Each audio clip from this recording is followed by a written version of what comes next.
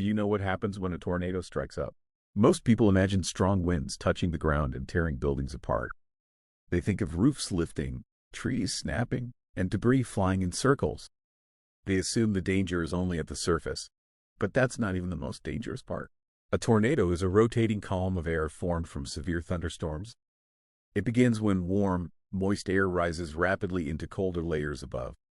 Wind shear causes this rising air to spin horizontally. Updrafts tilt this spinning motion vertically, forming a rotating column. As the rotation tightens, the pressure inside the column drops. This pressure difference pulls surrounding air inward with increasing speed. When the funnel connects cloud to ground, the system stabilizes and intensifies. Wind speeds can exceed 300 kilometers per hour. The air does not simply move forward.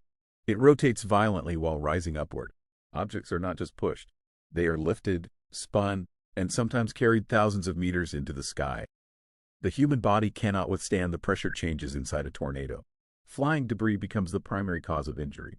Small objects turn into high-speed projectiles. Buildings fail from both wind force and internal pressure imbalance. Windows shatter first. Walls collapse next. Roofs are often removed entirely. Power systems fail almost instantly. Communication networks break down. Entire areas become isolated within seconds. The wind begins by pulling loose objects into motion. Then it lifts heavier structures that were never meant to move. Vehicles are thrown like fragments of metal. Homes disintegrate into scattered debris. Visibility drops to near zero as dust and fragments fill the air. The noise becomes overwhelming and constant. Then the structure of the storm tightens further, increasing its destructive force. At its peak, nothing remains anchored.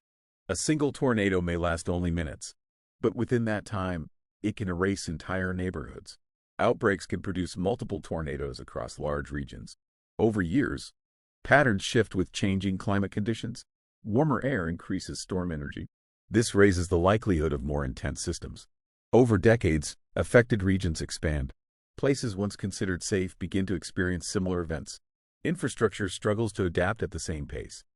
In the end, a tornado is not just wind. It is a reminder of how quickly order can collapse into motion. And that is what happens when nature decides to move without restraint.